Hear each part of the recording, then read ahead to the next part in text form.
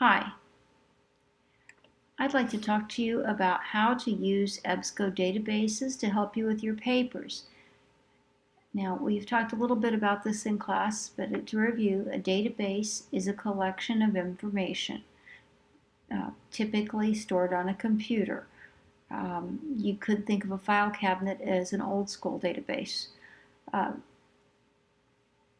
EBSCOhost is the company that makes a lot of the databases that are very useful for students, especially college students who have to give citations. So what we're going to do now is we're going to enter an EBSCO database. They're all held by the Vincennes University Library, so I'll have to go first to libraries. You won't be able to use them unless you're logged into MyVU, so I'm going to just take a break right now, and I'd like you to pause and log in, unless you're on campus. And if you're on campus, you should automatically be able to use most services. If for some reason you're on campus and you can't get this to work, you do need to log in then. Okay, I'm going to presume everybody's logged in. You need to click on Services, click on Library, and then go down to Databases A to Z, and we're going to go to Academic Search Premier, which is owned by EBSCO. Now, I could do more than just Academic Search Premier, which is a really good database, but it's focused only on general academic needs. Let's just say that I am going to do a search on Zika. Well, I'd probably want Medline. I'd probably want a nursing or biomedical. There we go. What else do we have? Health Source, nursing and academic, and we'll take the consumer edition too.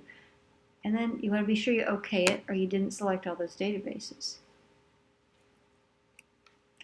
And then I'm going to go to advanced search because I want to ask it to do some extra things. I'm going to type in Zika and maybe United States.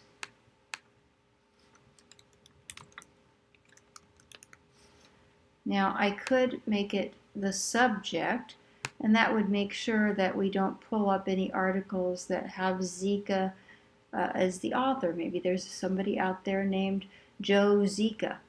You never know. That can help with that. And same thing here. We could make that a subject term. And then I want to make sure that I have full text because I don't want to play any games with looking for things that don't have the whole text. If I don't have the whole magazine in this database, then I'm not really interested in it. I'm not sure why that cleared. Okay, there we go. So I got 418 hits. You see where my cursor is circling. So that's how many full text articles I have. I might want to narrow it to academic journals.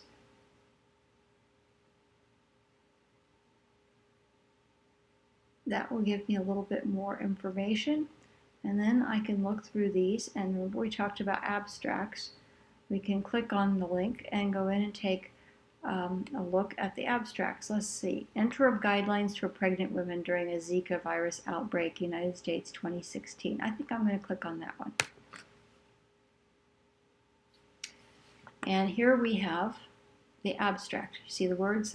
Once again, I'm circling with my cursor. And if I want the full text, I can come over here and click on the full text. So I liked that abstract. Now I can see the whole thing.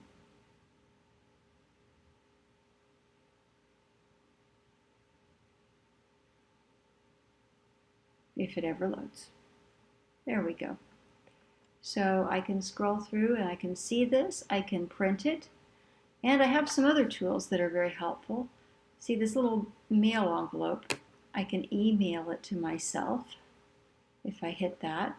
So I just put my own address in here.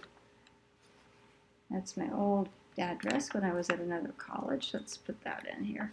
There we go. Now my computer saw the right thing. And I can put subject Zika paper if I was writing a paper about Zika. And I can put in, maybe it was for my Homeland Security class. And hit send, and it goes. I don't really want that in my inbox, but oh well, there we go. Also, if I want to see the citation, I can go to Cite and see that piece of paper. It's a little gold works cited page. You're going to click on that. Oh, it's going to be disabled on this page. Let's go back.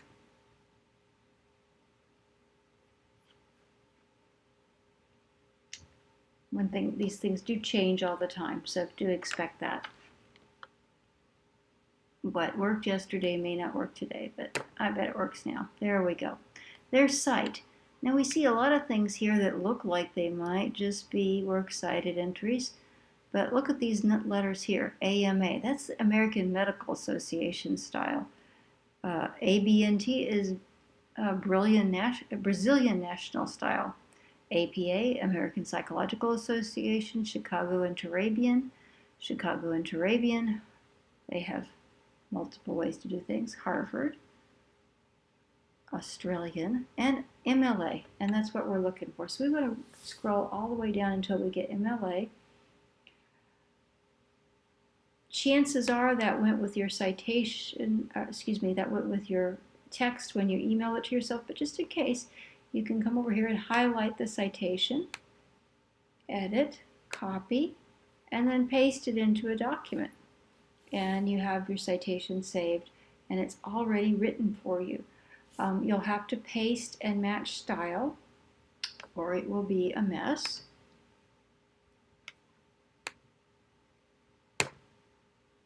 And it's still a mess.